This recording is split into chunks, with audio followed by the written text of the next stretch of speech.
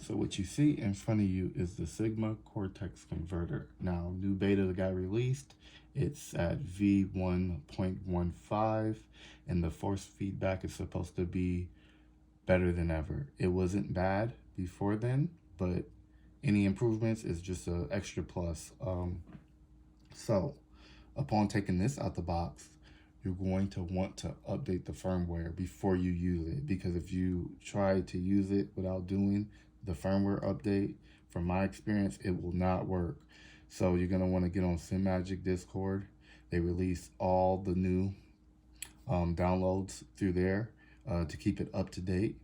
Yeah, and they're pretty active on SimMagic Discord in case you run into any problems, any issues. You can read through the comments, the forums, and you can figure out your problem. Now, the problem I ran into, I'll just talk about my personal experience, is I had G-Hub installed on my computer, and that was stopping the Sigma Cortex converter from actually downloading the firmware.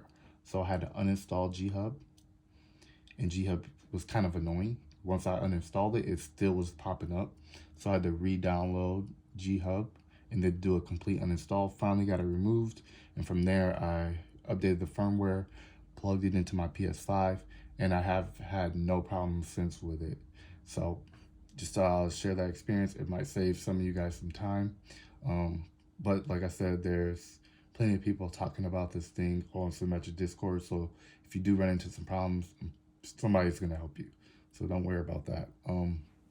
Now I do have the SimMagic hub, and that hub goes right into this fourth one right here. So it keeps it pretty clean, pretty neat.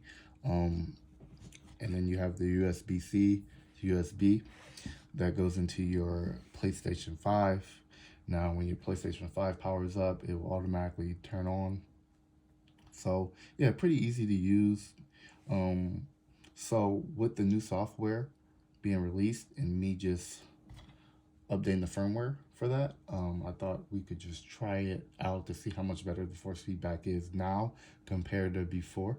So let's do that. So before we actually go to the rig and play some Gran Turismo 7, I'll just show you the SimMagic hub here.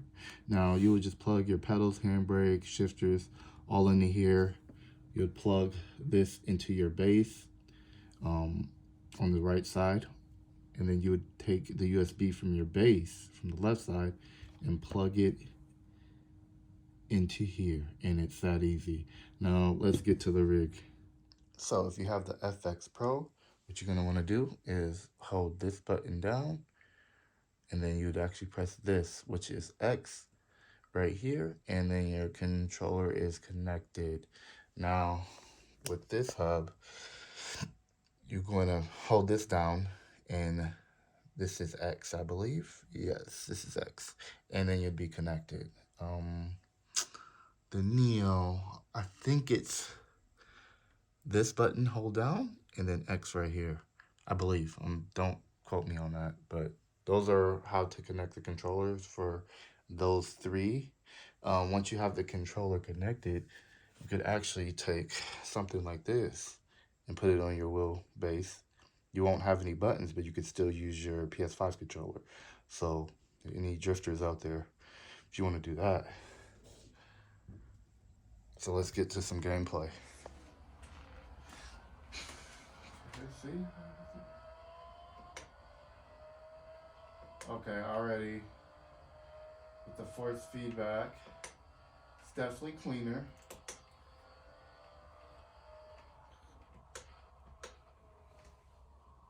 Yeah, it's definitely a lot better. So already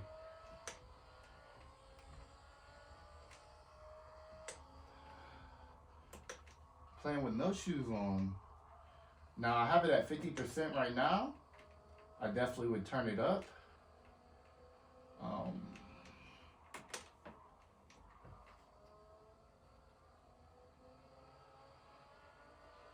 right, we're not gonna do the whole race. Just wanted to, yeah. Now I wonder if the shifter works. So let's actually, yep, shifter, that works. Sequential mode, that works. Everything works. Handbrake works. That's everything. So everything works well. So these are the settings for the Sigma. We're just bumped that from 50 to 100. So these are the same settings you would see in SimMagic Pro Manager. So it's the same stuff. You can change these up to your liking. So we did 50%. Now we're going to try 100% just to see how strong it is. Now, when you see these two lines right here, that means the wheelbase would not be connected. And it's not connected right now because I have the power of that off. Now, when I turn it on, you will see it change. As it just changed. See? So now it's connected. I just have to connect my controller and I'm good to go. Do a quick test.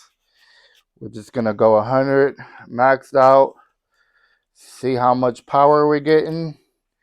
If it's more than I can handle, I am using the Alpha Mini, which can hit up to 13 newton meters. So here we go. See how strong this is. A lot more stronger. For sure. Okay. Oh yeah. Woo!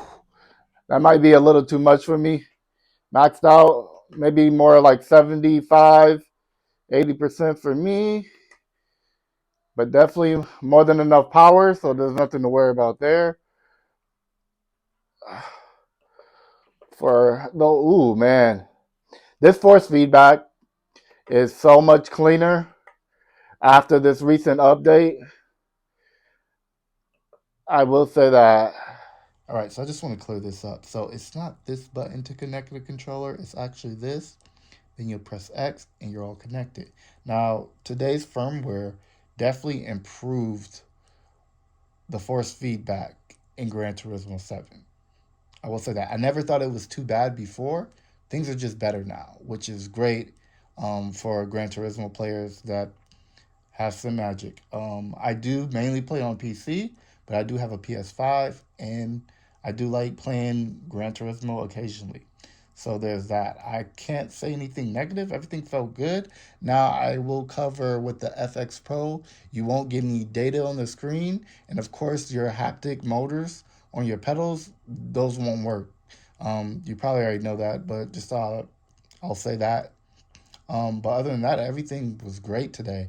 Great experience. I'm glad that they're working to improve it with these updates, and I think it's a good time to buy in if you've been eyeing it. So that wraps it up for this video. If you liked the video, leave a like. If you have any questions, comments, concern, leave them below. And until next time, guys.